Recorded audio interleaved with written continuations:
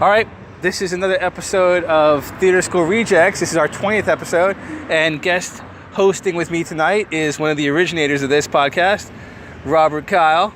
Hello again. I've missed you all so much, all fives of you. Yes, our fives of listeners, our legendary fives of listeners. This is obviously Doug X. You can find me at dougxcomedy.com, and we're here in downtown Pasadena instead of downtown Burbank at the Shinai, which Robert started, which is like basically using kendo practice swords to beat the crap out of each other. Yes, delightful bamboo things. Now, and you know, given there are fives of listeners, don't necessarily want a whole giant crowd of strangers out here, but people who listen to this podcast, that pretty much qualifies as friend. Come on down. Memorial Park Tuesday nights. I get here at 6. Most people show up around 8 because, you know, that's how people do. We mostly sit around, socialize, and do a little bit of sword training, stage combat. Buddy Omar, shout out to Omar, he's actually got a lot of practical experience. You know, learn some things, beat your knuckles up a bit. It's fun. Yeah, Robert right now has got his 2 Shinais in the back of his jacket, like a Ninja Warrior from a video game, not an actual Ninja Warrior. I look like someone who owns at least one dragon statue at home. How many dragon statues do you own? Like 3. Yeah, that's accurate. That tracks. Dragons are cool, you know. I kind of am that guy. Own multiple comic books, yeah. And I've got something sword-shaped sticking out of my back. Not wearing my kilt tonight for the first time in a long time. Yeah, why is that? What happened? Who hurt you? I got to work for work and switching it up. I've been pantsless for most of the week. No pants are best pants, but so I did before last you guys heard from me on the podcast. I was going to do my first bit of comedy, stand-up comedy, thanks to Doug at Flappers in Burbank, and it went great. The first Theater School Rejects on stage thing was great. A lot of people said lovely things about me. I felt really good about it. And then I kind of dropped off the map for a few months. He just, hid from life. But since I was producing the show, when he hit his 3-minute mark and was kept going, and he had the whole room rocking. And the guy looked at me, he's like, I gave him the light. I'm like, let him go. It's fine because I'm the fucking producer. It definitely worked out. My 3 minutes turned into 4.5 of me kind of nervously, rapid fire, doing my bit and extended versions of my bit, the director's cut and the deleted scenes, and then I'm kind of like, okay, I'm done, bye. But it was great. I recommend it to people who are actually funny. If you're not funny, don't do it. Well, yeah, and our show coming up is the 29th in Burbank at 9:30, and I'm going to be there, and Robert would be there, but he's working in a club in Pasadena, and also, not quite ready to return to the stage yet. Yeah, I mean, it was a good experience. I'm glad I had that good experience. I got to kind of quit while you're ahead mentality, but I think it will eventually bring me back. I will eventually come back. I'm just building it back up again. So here we have the 20th episode of this thing that Doug started, and continuing on with Richard, which is very cool. He's a very groovy guy. I think pretty much all around an improvement over me. Well, he doesn't have the Theater School Reject. He's a great comic, and I hope he's listening to this, and he's awesome, and he's going to keep guest hosting. But, this idea was that both me and Robert had, been in theater, him for Long Beach City and me at Long Beach State, and, not fit in with the theater crowd. And it takes a lot to not fit in with the theater crowd because they're pretty accepting. Yeah. So, we are the Theater School Rejects, which gave rise to my show, which is a comedy show with a flair for the dramatic. Yes. Because we mix theater and comedy, because that's a good idea. And really also I think theater school was also an introduction to a lot of things and different kind of social groups, and a lot of more liberal people, which I took that ball and ran with it. You certainly did. 1 second. All right, and now we're on the move again. We were stationary, but that's not how we do this podcast. If you've been listening, if you're one of our 5 listeners, we tell our story walking. Yeah, that's a new bit. I approve, though. I like walking and talking. Gets the brain moving. Well, we used to do it at my apartment, and that was convenient for when Robert was willing to travel for like ass end of nowhere from Long Beach to come out to my apartment, and we get pizza and podcast. But now we sort of randomly meet up with different co-hosts in different downtown locations. Our secret podcast, always moving, not to be busted by the cops. Oh man, do you remember the movie? Have you seen the movie? Pop Up the Volume. Yeah, of course I'm thinking of, like, Yes. from a constantly roving location. Man, that's an obscure movie. Yeah, because it's not Christian Slater's big or anything. He's not an Archer, the most beloved cartoon ever. The danger of being in Pasadena, by the way, people enjoy their loud cars. Yeah, well, it's still Pasadena. Would you want to be in Compton? Hey man, actually, I enjoyed Compton. I walked through there once. And he's alive to tell the tale. So, it's funny. People have this idea about these neighborhoods. Truth is, people don't. Do we curse on this thing? I forget if. Yeah, of course. Okay, people don't shit where they eat. You walk through a neighborhood and that's where people live, and they're not like, ooh, there's a Target. They're like, ooh, I live here and I have to be here tomorrow. Like they're not. I got my experience walking through Compton and Watts. So a bunch of people were there. I was like, oh, you're in Watts. Here, you want to get back to Long Beach, take that bus. Oh, no, I'm going to walk. No, son, you want to take that bus. You get around there right now. Too many people were like warning me. No one was left over to actually be any kind of predator or anything. Again, that's my experience as like a 6.5 foot tall white dude. So, I don't know, experience may vary. I'm 5'8", and I used to carry a walking stick because I'm pretentious. And this was downtown Long Beach where there used to be, people who had bad intentions. And my theory was, if anything came up, I would jog. Because I read a book, and this is a great thing I learned from books, where the martial arts sensei said, the first thing you do is run. If someone wants to beat you up, you run away. And then after a mile, if they're still chasing you, turn around and beat them up. It's not a bad way to do it. In high school, I was running cross country, and I'm like, after a mile, I'll probably be a lot more fresh than whoever opponent is chasing me. Anyway, so that philosophy, so there was some guys following me, and I could have waited for them to catch up with me and see what happened, but I was like, no, I'm going to, jog and get out of here. And so I start jogging, and they start yelling at me as I'm jogging. That's right, motherfucker, run! Run, motherfucker, run! And I turn around, because that shit pissed me off, and I lifted my walking stick like a baseball bat. I said, do we have a problem here? And I turned around, it was 3 skinheads chasing me. And they saw me turn around, like, no, it's cool, everything's cool, man. And they just walked away. That's 100% truth, nothing varnished there. I was willing to run, but I'm not going to be chased. Yeah. My experiences in Long Beach were mixed. I did have an experience recently at the club. It's a very affluent club I work at. A lot of rich kids go there to party. Some kid causing a scene, weren't letting him in. Young man, he says, you're lucky in my town. And I looked at this guy, and the scenario ran through my head. And in my head, of course, the dialogue went perfectly. It was amazing. I was brilliant. And, I was like, but I just wanted to say, really? You're from Pasadena. Oh, Pasadena. Pasadena is this beautiful, affluent, very safe city. I just wanted to just pull my Long Beach credit. Like, I have slept in the park in Long Beach. I've had my door kicked down by the East Side Longos after my speech about people not shitting where they eat. Well, that was different. Let's talk about that. That's a good story. So this is the 7th and Atlantic apartment, right? Mm-hmm. With the girl, I think her name was Christine, but I always called her Thigh High. That was Nobby's little sister.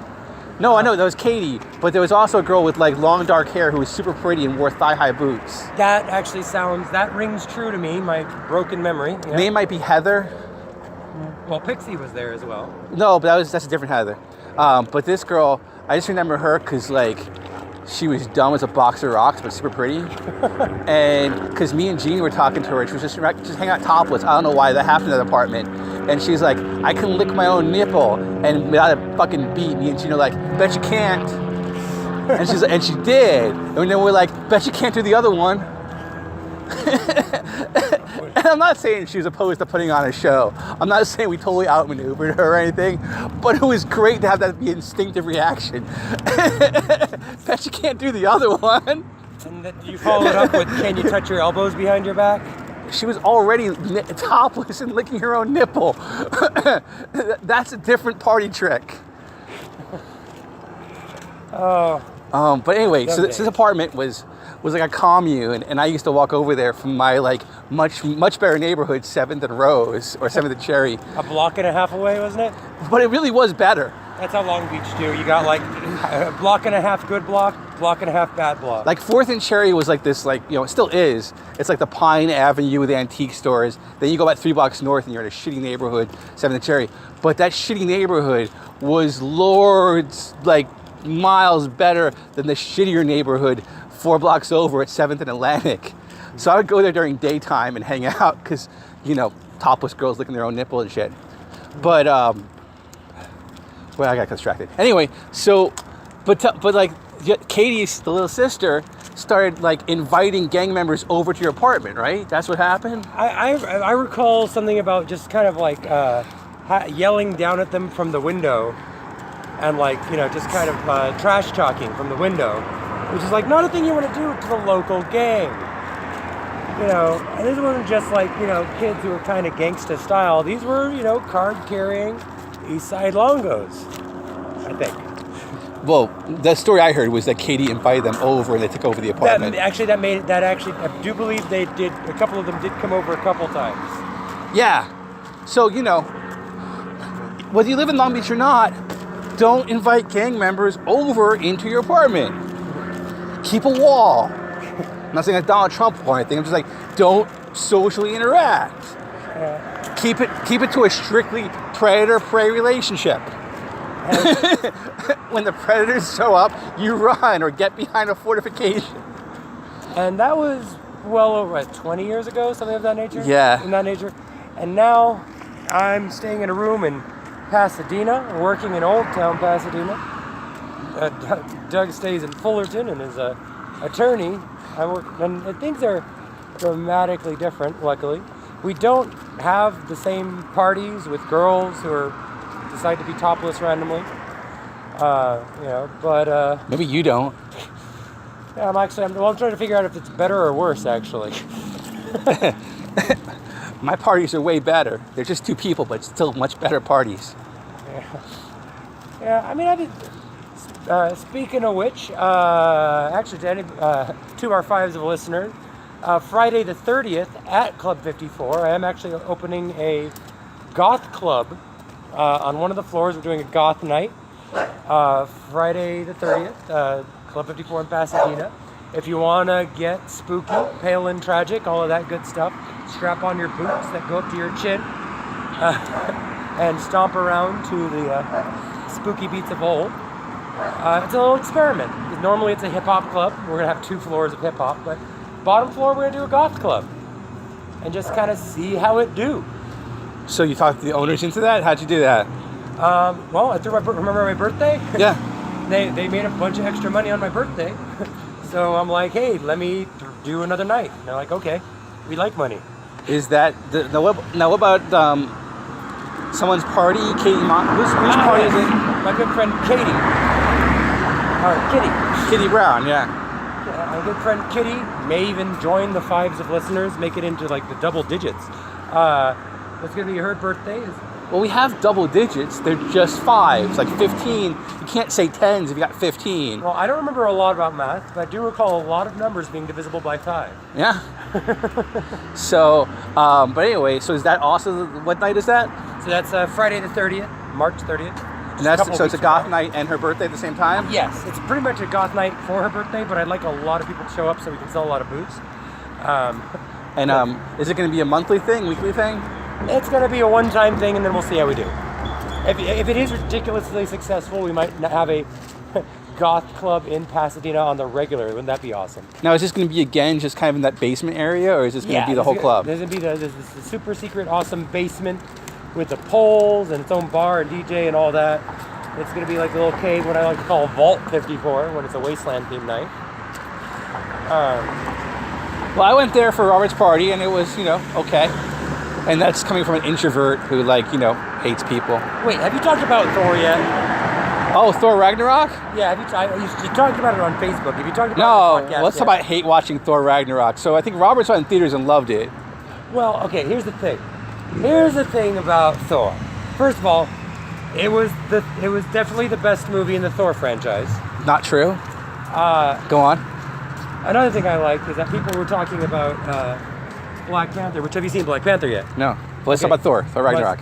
Well, the thing is, someone was saying, "Oh, could you imagine if they made Black Panther for white people? If you had like a story about a white king of a white kingdom, fantasy land?" And people are like, "That's Thor. It's called Thor, and they made it 3 times." I thought. All right. So here's my first. So okay. That's what I liked about Thor. The first scene when Doctor Strange is talking to him, this was gold. Doctor Strange is like, "Why didn't you call me if you knew where Odin was?" And Doctor Strange goes, "Do you have a phone?" And he goes, "No, but you could have sent me an electronic letter, what they call an email." And Doctor Strange goes, "Do you have a computer?" And this is the best part. Thor goes, "No, what for?" Like, he completely lost track of the conversation. Like, what? Of course I have a computer. What would I need one for? And I was laughing. I'm like, this is good. And that was good. And then fucking Odin's like, "Hey, Hela is my firstborn daughter, your sister." And Loki was there and didn't say, "You stupid old man, she's my daughter." Yes, I agree. It would have been better if they just changed that one bit of dialogue to, "Oh, Loki, you remember your daughter? I have her trapped away, and if I ever die, she escapes, and I'm gonna die." It wasn't a Spoilers. bit of dialogue, it's the whole plot. Like, there's a constant thing of like Thor calling her my sister, and Loki not having any idea who she was. Change it. They could have changed it to niece and gone forward. But here's the thing about Marvel. It's not. The idea in Marvel is that these are the supernatural beings that inspired Norse mythology. Wank, wank, wank, wank, wank. What? How it do? What is it? It's either the Thor is a god of thunder or he's not, and that was a plot point. You're a god of thunder. And they actually went both ways on that. If you go look back on it, they actually went, "We're not gods. We're just super, advanced aliens." And also gods. And also we're gods. Yeah. I'm the goddess of death. Yeah. And I'm the god of thunder. And then he found his godhood. Okay. Oh yeah. And Heimdall, who's never been telepathic before, is telepathic. Like, I don't want to go all cinema sins, but this movie was like, we're just gonna do what the fuck we want because we're a movie and you guys are fanboys and just fucking take it. Here's my thing with your critique, though. You're talking about them not doing justice to the original characters. My problem with that is the original characters weren't good. This isn't the age. A lot of these characters came from the age of the Hostess ads, and some of their greatest challenges involved pies. That was an advertisement, not actual comics. And Thor comics by Walter Simonson, there was a run from like 340 to 380, which is considered one of the best runs in comic book history. And they actually drew from that because that's where the Ragnarok story comes from. And Scourge is the main character in the conflict with Hela. And Scourge, who's one of my favorite characters, was this big badass muscle dude, and he like followed around the Enchantress like a puppy, and he was like totally in love with this girl who barely tolerated him, and that was his arc. Huh. That's my relationship sweet spot. Yes. That's where I live in a relationship. Hopeless devotion, barely tolerated. See, the thing is, they decided not to make it hang over anybody's relationship.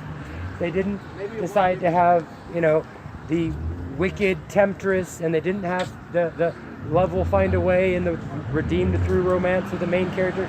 They avoided that, and I like that.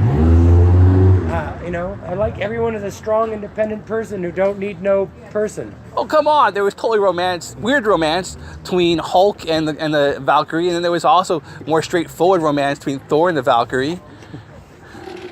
See, that was kind of ambiguous. Also, when they bump into each other and have that weird, awkward moment of looking at each other, yeah, that's ambiguous. Did you see the whole thing? No.